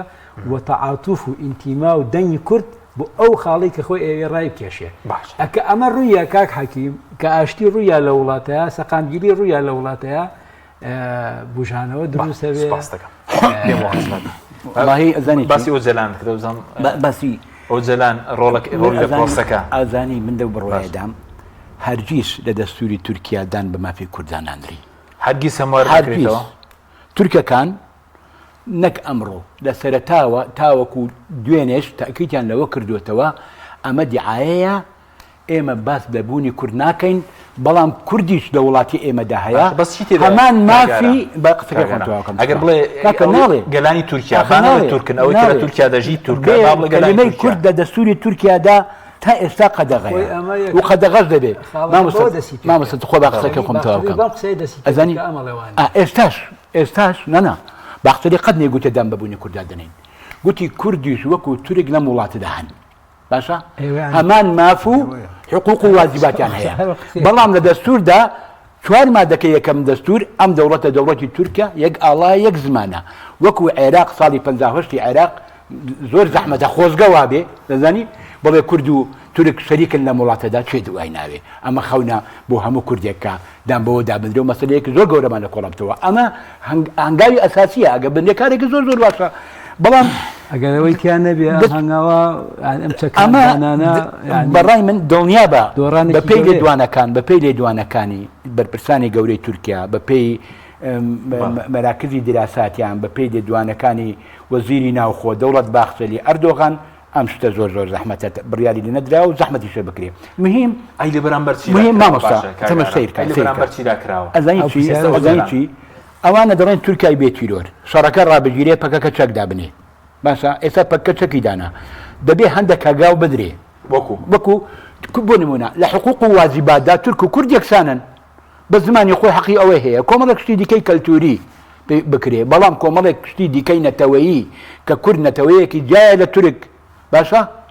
جوگرافیای جایە شتی لە جۆرە بابەتی جایە کە بێتەوە دابەشبوونی تورکە لە داهاتەکە داوای ئەوە ناکە ئەمە ناکرێت لە دەستور ڕێگاشی پێ تورک پەکەکەشەوەی ناوێ پەکەکە چی دەوێت دەوڵەتی قانون و هاوڵاتی بوونێکی تەندروستی دەوێت باشە ئەوانیش ئەویان دەوێت بەڵام ئەمە پێویست ناکە بڵێ کورد ئەوەدا هەیە مهم یەک شت بڵێم سیرکە تورکەکان مەجبورن تورک مەجبورە تەعامل لەگەڵ کورد بکە ینی کورد مەمنونی نییە لەبەرەوەی گۆڕانکاریەکان فەرزی کردو بەسەریان دەشتێکی لە زۆرە بابەتە بکەن تاوەکو ئێستا کوردیان کوشتووە کورد باخۆوە خۆی نەبینێ لایەنێکی زەعیفە بە پێچەوانەوە ئەمڕۆ تورکیا پێویستی بە کوردە کاتێک ئێمە پێویستمان پێی بوو ئەمەی کوشت و بڕی باشە کەمیشی لە ڕۆژاوای کوردستاندا نەکرد کەمیشی لە باشووری کوردستاندا نەکرد ئێستا جارێکی دیکە بەڕای من تورکیا نیازی زۆر خراپی بەرامبەر هەرێمی کوردستان و ڕۆژاوای کوردستان هەیە ئەمە نیازە خراپەکە ئەوەیە ئەمە بەڕای من تورکیا دەیەوێت ئەم فرسەتە لەدەست کورد دەربخە باشە مەلەفی کوردی لەدەست دەوروبەر دەربێنێ و دەو گۆڕانکارانەی کە دەبی هەرێمی کوردستان و ڕۆژاوای کوردستانیش نهێلی بە هیچ ئەنجامێک بگەن بخاتە ژێر کۆنتترۆلی خۆی بە دنیایەوە کاتەمسکۆیەوەڵێ تاوەکو ئێستاش پرۆژەی حەلەبوو قسێ پرۆژەی مووسڵی واڵێ ئەم قسەیە ئەم ناڵێ نووسکۆیە بەڵام بەکردای واڵێ تاوەکو ئێستاش ئەوە ڕای منە ئەوە ڕای منە باش بزڕای تۆ ئەوەیە لەبەرچی وا دەخوێنمەوە لەبەرچی چونکە تەعاملی ئێستای تورکیا تاوەکو ئێستاکە بردومان هەیە گرتن هەیە تاوەکو ئێستاکە لەگەڵ ڕۆژ ئاوا دژی ڕۆژ ئاوان تاوەکو ئێستاکە لە هەرێمی کوردستان چۆن تەعامل لەگەڵ کۆمەڵێک حیزب و مەسلەی کوردەکان تا ئێستا ناوی کوردستان قەدەغەیە لە تورکیادا باشە بۆیە من بەڕاستی ئومێدەوارم شتێکی باش بێ بەڵام چاوەڕوانی ئەوە لە تورکیا ئێستا تورکیا ناکشێتەوە لە هەرێم تورکیا ناکشێتەوە ئۆپەراسیۆنی مستحیلە ناکشێتەوە بە قسەی زیاتری بە قسەی بەرز بێ هەرێم دەکشێتە ژێر کۆنتترۆلی تورکیا بێتە ویلایەتێک داواکاری تورکیا ئەوەیە ویلایەتی مووسڵ بژێنێتەوە لە داهاتوودا لەو گۆڕانکارانەی کە دەبێ لە باتی ئیسرائیل بێ ئەو دەڵێ من دێم بەس با پرسیارێکی لەسەر وەزەران کاتی خۆی وەزەرانی بینیوە ئەو وەزەرانەی کە بینیوتە گۆڕاوە زۆر ئێستا بیر و بۆچوونەکانی زۆر فراوانترە زۆر قوڵترە لە چوارچێوەیەکی ئینسانی زیاتر تەعامل دەکا بەڕاستیش وەزاران دڵسۆزی تورکیایە دەیەوێت تورکیا دڵسۆزی کورد نییە بەستم تورکیا بەگشتی باشە وەکو جوگرافیەت دڵسۆزی کوردستانیشە دڵسۆزی هەموو ئینسانیەتە بەڕای من دەیەوێ ئەم خۆناغی گەلانی خۆڕات ناوەڕاست تێیدا دەژین بە سەرکەوتووی دەرباز بێ دەوڵەتی دیکە نێنە ناوچەکە باشە باشە لە پێیانەکەی مەبەستی ئیسرائیل و ئەوانە بوون کە پرسی کورد بەکارنێنن بێگومان مەبەستی ئەوە بوو مەبەستی ئەوانە ئامەش تۆڵەسەندنەوەیەکە لەوان ئەم مەسەلەی ئاشتێش لەگەڵ تورکیادا تۆڵەسانەوە لەکی تۆڵەسەندنەوەیەکە لەوانێکە بەگرتنیدا ئیسرائیل بەگرتنیدا ئێستاکە تو ببی بەشمە بەشێک لەمە من پێم باشە کورد هەمیشە بەشێک بی لە پرۆژەی دەوڵەتانی گەلانی ناوچەکە باشە پێکەوە برایەتی گەلان وەکو دکتۆر فایق باسی کرد لەبەی تورک و فارس و عەرەب و ئەوانە نەوەکو ببێتە دادەستی ئیسرائیل یان دادەستی وڵاتێکی دیکەی غەربی گۆڕانکارەکانی ناوچەکە لەو گۆڕانکارانەی ئیسرائیل زیاتر دێتە پێشەوە یاخود تورکیا ڕۆڵ لە حمایەتی زیاتر دەبێ هەردووکیان چاوەڕوان دەکرێت لە داهاتوودا بە تایبەتی لە سووریادا ململانەی نێوان تورکیا و ئیسرائیل زیاتر ببێ باشە بەس تۆ پێت وابوو جەنگێکی گەورەش ڕوو دەدا بێگومان لە بینی ئێران و ئەمریکا خەریکی ڕێککەوتنن ئەم سیستەمە ئەمریکا لە حوسیەکان ڕێکەوت ئەم ململانیانە ئەم جەنگەی کە هەیە ئەمڕۆکە لە ناوچەکەدا ڕۆژ بڕۆژ ئەڕۆستر دەبێت لە 7 ئۆکتۆبەرەوە لە غەزە بوو گوازراوە لوبنان گوازراوە سووریای بەسەردا ڕووخا گوازراوە یەمەن باشە ئێستا سەردەمەکە بەڕاستی کەش و هەوایەکە جەنگ تێیدا حاکمە نەوەکو ئاشتی بۆ چاوەڕوان دەکرێت ئەم مەسەلەی لە عێراقیش بتەقێتەوە کۆمەڵێکشتێکی ئیسرائیل شکست دێنیا زیاتر دێتە پێشەوە بە بۆچوونی بەڕێز ئەمە مەسەلەیەکی دیکەی لە بڕوایەدانیم ئیسرائیل سەر بکەوێت لە پرۆژەکەی خۆیدا تورکیا سەر ناکەوێت لە پرۆژەکەی خۆیدا بەڕای من پرۆژەی گەلانی ناوچەکە پرۆژەی بوژانەوەی شارستانی کە لەسەر بنەمایەکی ڕاستی برایەتی گەلانی خۆڕەڵاتی ناوەڕاستە لە کۆتاییدا سەر دەگرێت باشە نە ئیسرائیل و نە تورکیا و نە دەوڵەتانی دیکە چونکە کاتی ئەوە هاتووە کە ئەم گەلانە بیر لە چارەسەرێکی تەندروست بکەنەوە بۆ بەرژەوەندەکانی خۆیان لەو چوارچێوەیەدا دەتوانم سوپاس دەکەم ویستم قسە بکەم بەنسبەت ڕۆژاواوە ئەو ماوەیە کە دەستدرێژەکانی تورکیا لە ڕێگەی ئەو گروپە چەکدارانەوە کە سەر بە تورکیا بن وەستاوە کەم بۆ تۆ وەستاوە بەڵە ینی وەستاوە لەو پرۆسەیە شتێک ڕۆژاوای کوردستان قازانجی کردووە بەڵێ قازانجی کردووە ئەسڵی یەکێک لە کێشەکانی نێوان پارتی کرێکایانی کوردستان و حکوومەتی تورکیا مەسەلەی ڕۆژاوای کوردستان بوو ئەو ساڵە کە هەدەپە ژمارەیەکی باش کورسی هێنا گفتوگۆ کرا لە نێوان ئەکەپەوە هەدەپا بوو ئەوەی بەشداری پێگەیانی حکوومەت بکەن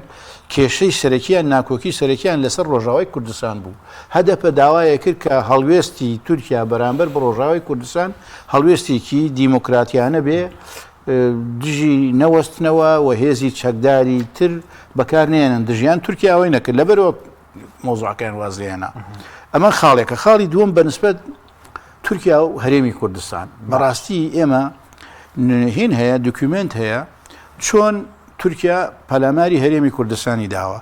لە 27 یانزەی 2007 ئەردۆغانە چێ بۆ ئەمریکا لەگەڵ جۆرج بوش دانیشێ داوای لێەکە کە ڕێگەی بدات لە هەرێمی کوردستان ئۆپراسیۆن بکات دژی پەکەکە. جۆرج بوش ئەڵێ پەکەکە دژمنی تورکیا و عێراق و هێنا ئەمریکاشە معلم پەکەکە جوندێکی ئەمریکی نەکوشتووە. باش لەو ڕۆژەوە فڕۆکەی سەرەتا فڕۆکەی جەنگی دوایی بوو بە فڕۆکەی بێفڕۆکەوانی تورکی بە ئاسانی و بە حڕێتی خۆی بردمانی کوێەکەن ئەو شوێنانەیەکن کە پەکەکەی تایە شکادیرەکانی چ بەرپرسەکانی چەندان شەید بوون. ئێستا مەسان ڕەزاڵتون بە فڕۆکە شەید بووە، ڕۆستەم جوودی بە فڕۆکە شەید بووە، نام و سەرکردایەتی بوون، چەندان کەسی کە شەید دیارغەری بە فڕۆکەی بێفڕۆکانی تورکیا شەید بوو. ئەمە ئەمریکا ئیزنی داون. پار مانگی حەوت کە سوپای تورکیا هاتە ناو هەرێمی کوردستانەوە چوو بۆ ئەو شار ئامێدی بوو بۆ ئامێدی یەکێک لە بەرپرسەکانی تورکیا ئەفو ئەمریکا وتی ئەبێ هەرێمی کوردستان و عێراق هاوکاری تورکیا بکەن دژی تیرۆر. ئێستا تورکیا خۆی کەوتۆتە نێوان پەکەکە و تورکیاوە ئەمریکا عەفومکە خۆی کەوتۆتە نێوانیانەوە. معنای گۆڕانکاریەک هەیە. ئەو گۆڕانکاریانەی چییە؟ یعنی ترامپ کە هاتووە ئەوێ هەندێک بەرنامە هەبووە خۆی لە سەردەمی هێنری کیسنجەرە کە وەزیری دەرەوە وەکێ لە بیرمەندە سیاسەکانی ئەمریکا بووە باز لە مەسلەی کوردەکە ئەڵێ کورد ئەبێ لە چوارچێوەی ئەو وڵاتانە کە بەسەریا دابەش کراوە مافی هەبێ و مافەکانی پارێزراو بێ، بەڵام هیچیان نەکردووە لەو قسەیە. ئێستا یانەوێ ئەوە بخەنە بواری پراکتیکیەوە. بەس ترامپ کورد دەناسی؟ نازانم بەس ئەوە سیاسەتی گشتی ئەمریکایە خۆوانە باسیەوەی دەکرد لە دەنگی دومیجانی هاوکارمان نەبوون غەڵەتی بە غەڵەتا باسی ئەردۆغان دەکەوت سێردۆغان دەنگی ژەنگی داعشە لەگەڵیان نابوون. کورد پارەی بەرەو نایناسێ. اینجا مەسەلەی دوو شتیکە هەیە مێ بیڵێم. یەکەم پرۆژەی مووسڵ و میساقی میلی ئەوانە ویلایەتی مووسڵ هەرێمی کێشەکانی تورکیا چییە؟ کێشەکانی تورکیا چییە؟ کێشەی تورکیا دووشتی سەرەکیە. یەکەم لە ناوەوە کە ئەو شەڕی لەگەڵ پەکەکا کردووە نزیکەی 40 ساڵە، ینی مامۆسا هەندێک زۆر شتی باس کرد لە ڕووی ئابوووریەوە چی بەسەراتۆ و چی کردو ئەوانە کە لەوێ سەرکەوتوو نەبوو. دووەم ژیاندنەوەی دەوڵەتی عوسمانیە ئەمە لەگەڵانین، ینی کۆمەلگای نێو دەوڵەتی لەگەڵان نییە لەگەڵان میساقی میلی ژانەوەی عوسمانیەتە میساقی میلی لەگەڵ نییە. دکتۆراکەم لەسەر ئەوەی ویلایەتی مووسڵ کە لە حەقکە لیکێنراوە بە عێراقەوە ئەوە لە نەتەوە یەکگرتوەکان مۆر کراوە. کاکە لیژنی نەتەوە یەکگرتوەکان چۆن ئێستا تورکیا دوای 100 ساڵ لە ساڵی 1925ەوە ئەمە کۆتایی پێهاتوە چۆن جاری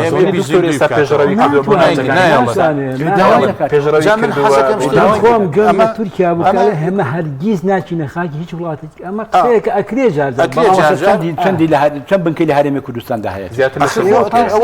ئەوە ڕێگەیان داوە ئەمریکا ڕێگەی داوە بە دەرەجە یەکەم. اینجا حکوومەتی هەرێمی ئەمە نیازی چارەسەرکردنە. ئاخر ئەزانیم ئەو کۆن بوو کاکە خۆ تۆ دژمنی هەتاهەتایی نییە دۆستی هەتایەتاییش نییە کات زەمەن تورکیاکەم ئێستا بە شێوە شتێکی کە لەسەر تورکیاڵێم بەڕاستی ئیسرائیل نوێنەری ڕاستەقینەی سیستەمی سەرمایەداری جیهانیە لە ڕۆژهەڵاتی ناوەڕاستە و تورکیاش لەبەرەوەی تورکیا ئەندامی ناتۆ بوو، بەڵام تورکیا ئەو متوانەی نەماوەکو جاران لەوێ. ئێستا سیرەکەن چی بکەن؟ ئێستا تورکیا ینی ڕاستە و خۆ لەگەڵ ئەحمەد شەرع و هێزەکانی تر بەشداریان کرد لە ڕووخانی ئەسەدا، بەڵام ئەگەر تەماشا بکەین لەگەڵ ئەوەشە کە تورکیا کاریگەری زۆر هەیە لەسەر حکوومەتی ئێستای سووریا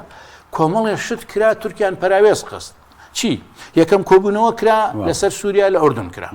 دووەم کۆبوونەوە کرا لە سعودیە کرا، وابزانم سێهەمیش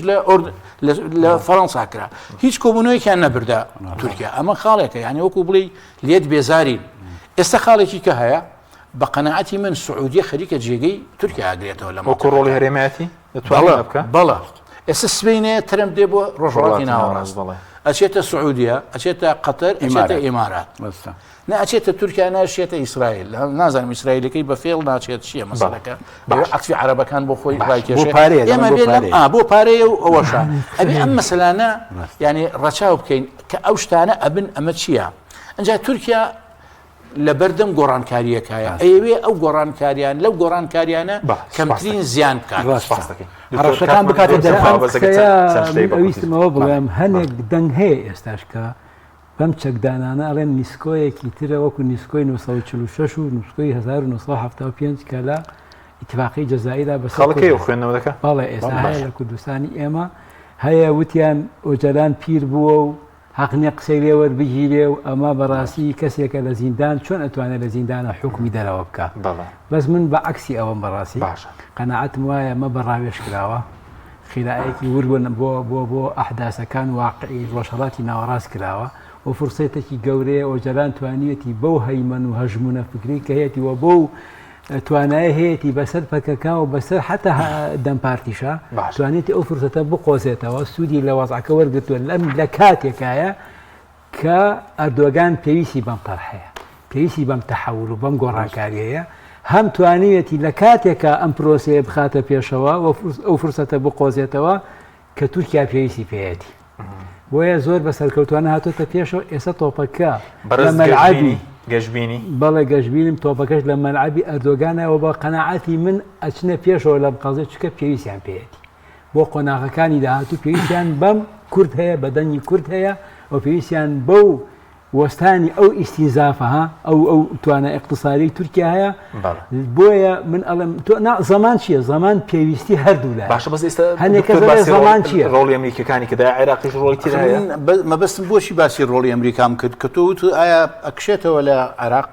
ئەمریکەکان ئەیکشێنەوە گەرار زویان لێبێ تورکیا بە ئیزنی ئەمریکا هاتوتە هەرێمی کوردستان اینجا قەنەعەتی من وایە تورکیا لە ناوچەکە پاشەکشەی نەکردووە لەوە پێش ئێران لە ناوچەکە دەسەڵاتی یەکەمی هەیە ئێستا هێواش هێواش تورکیا و ئێران پەیوەندیەکانی لەگەڵ ئەمریکا بەرەو پێشەوە ڕۆشتووە بە کورتی قانونی تەسفیر المەشاکیل ئەوە کاتی خۆی کە ئەحمەد ئۆغڵۆ داینابوو بە سفرکردنەوەی کێشەکان وا دەستی پێکرد چونکە ئۆردۆگان خۆی ئەیوت پەکەکە هەمیشە ئەو کۆت و زنجیرەیە لە قاچی ئێمەدا نایە جوڵەی تەواو بکەین ئەو کۆت و زنجیرە کێشەی لەگەڵ هەیە هەچی وڵات کێشەی لەگەڵ ئێران هەیە کێشەی لەگەڵ دراوسەکانی تورکیا لەگەڵ عێراق هەیەتی کێشەی کوا لەگەڵ عێراق هەیە کوا لەگەڵ تورکیەتی کێشی لەگەڵ عێراق کێشەی ئەوە هێڵی گەشە پێدان لەگەڵ عێراقا ئەوە تا دوێن هەفتەی پێشوو سوودانی لەیە بوو چەند مزەکەرەی تێگەیشتیان پێکۆ ئیمزا جێبەجێ دەکرین بەستمەوەیە لە کێشان نییە بەزارێکی گەورەیە ئێران کاتم نەما ئێران ڕۆڵی دەبێت لەم پرۆسی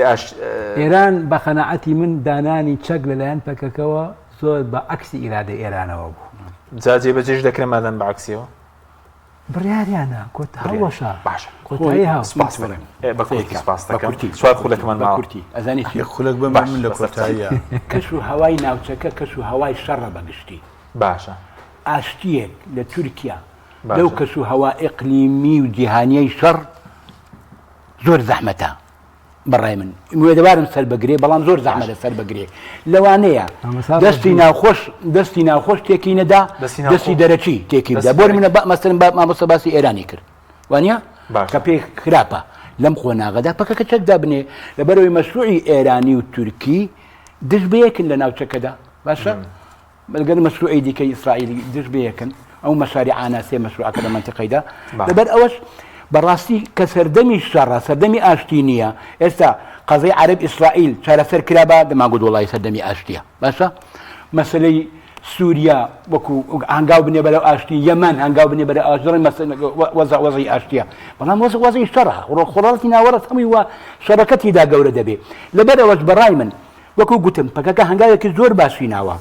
دەستی دەخۆ سوشتووە نیەتێکی زۆر باشی نیشانداوە کورد بەڵام بەڕاستی لەو کەس و هەواشەڕە سەردەمی خۆپڕچەکردنە نەوەکو سەردەمی چەکدانان باشە بەڕای من لەبەر ئەوەی گۆڕانکاریەکان کەس نازانی بەرەو کوێ دەڕوا بۆیە چەکدانانەکەش لەو بڕوایەدانی بە ڕۆژە دوام بکرێ ئەم پرۆسەیە زۆر درێژە دەکێشێ باشە بەس ئێستا کێ لە قەندیل شوێنی پەکەکە دەگرێتەوە لە بادینان کە بەشی زۆری لەوەیە لە ناوچەکانی سنووری هەولێر لە سیرەکان لەو بڕوایەدانیم پەکەکە لە قەندیل و لە بادینان و لە ئەوانە لە شوێنی خۆی بجوڵێ لە شوێنی خۆی بجوڵێ زەحمەتە بەساڵیش دەمێننەوە لەو ناوچەیەدا باشە لەبەرەوەی زوو ئەوە ئەگەر بێت و پەرلەمانی تورکیا هەنگاو ناوێ پەکە چەکدادنێ ئۆجەلان ئازاد دەکرێت ئۆجەلان زەحمەتە خەڵاتی ئاشتی وەردەگری بڕوان بۆ شتانە نێمە ڕوات پێێنی کاک تۆ زۆر بە کوردی شتێکت ماوێت وەڵام من لەگەڵ ئەو بۆچوانەی کاگارام نیم من گەشتبینم ئینشاءڵڵا هەواش دەبێت کاریەکان ئەمانە ئەم شتە دەمێکەیشی بۆ کرێ من یادەوەریەکمەیە لەگەڵ مامۆستا عومەر ساڵی 2007 ئەو کاتە زەختێکی زۆر لەسەر هەرێمی کوردستانە بوو هەرێمی کوردستان وەفدیێنار بۆ ئێران و وەفدیێنار بۆ تورکیا و لە ڕێگەی ئیسلامیەکانەوە بۆ ئێران مامۆستا عەلی باپیر بوو بۆ تورکیا مامۆستا سەلاحەدین بەهادین سەرۆکی وەفدەکە بوو مامۆستا سەلاحەدین بەهادین پێشەوەی بڕوا مامۆستا عومەر و کاک سەمیر سەلیمی ناردوو بۆ لای من دوو پرسیاری هەیە دوو شتی هەیە یەکەم ئایا بەرامبەر بە ئاشتی پرۆسەی ئاشتی شتێ بکەین بۆ سڵح لە نێوان پەکەکە و تورکیا ڕێیان چییە و ئایا ئەو عەسکەرانەی کە گیراون ئازادیانەکەن یانە منیش پەیوەندیم کرد ئەو کاتە سەرۆکی پارتی چارەسەری بووم پەیوەندیم کرد بە برادرانی پەکەکەوە شتێکیان بۆ ناردم بە ناوی نەخشە ڕێگا حوت خاڵ بوو خاڵەکانی هەمووی خوێندیانەوە ئەمان خوێندیانەوە و بریان بۆ مامۆستا سەلاحەدین ئەویش خوێندیەوە یەک لەو شتانە جامە بەسم چیە لەو کاتەوە خەڵک خەریکی ئەم ئاشتەیە لە نێوان پەکەکە و تورکیا شایەتێکی باشە بۆ یەگرت ئەمە وایە ئەمە حەقیقەتە بێ لێرە بیڵی هێزەکانی کەش کۆمەڵی ئیسلامیش برادریان هەبوو بە منی وتو ئێمە پەیوەندیمان لەگەڵ تورکیا هەیە ئەمانەوێ بکەوینە بینیانەوە بۆ ئاشتی و بۆ چارەسەرکردنی کێشەکە ئەو تارەق هاشمی کاتی خۆی کە جێگری سەرۆک کۆمان ئەو پەیامی ناردووە کە ئەوێت ئاشتی لە نێوان پەکەکە و تورکیا ئەم هێزانە لە ڕووی ئایدۆلۆژیەوە دەمەبستمەوەی لە 2007ەوە خەڵکی زۆر هەیە کە بەشداری ئەکا لەوەی کە کێشەی نێوان پەکەکە و کوردی باکوور و تورکیا بە ئاشتی چارەسەر بکرێت هەر بۆ تاکید جەناب ئەو هەنگاوە زۆر بەرەو پێش لە سەردەمی مامۆستا محەممەد فەرەزە هەر خۆی چوو بۆ قەندیل دانیشتومە ئەوەش پەیامەکەیان بەڵام یەک ڕسمەکەشی هەر بڵاو بوویەوە تەبەن لە تورکیاش سەرەتاش ئەمە بناوی بەڵدرا دەستی پێ کاکە بەڵە باشە مامجەراجی دەستی پێ ڕاستەکە بەڵام شتی خۆش زانی چی بوو کاک حەکیم کاک سەمیر وتی خاڵەکانی خوێندەوە وتی خۆییان بۆ خۆیان داوا نەکردووە هەمووی شت بۆ کورد داواگە سپاس دەکەم دکتۆر فایگوپی دکتۆر محەممەد کاک ئەمالی سپاسیان بەدەبوونتان دەکەم سپاس و بینەرانی بەڕێز سپاس باوکارانم خواتان لەگەڵ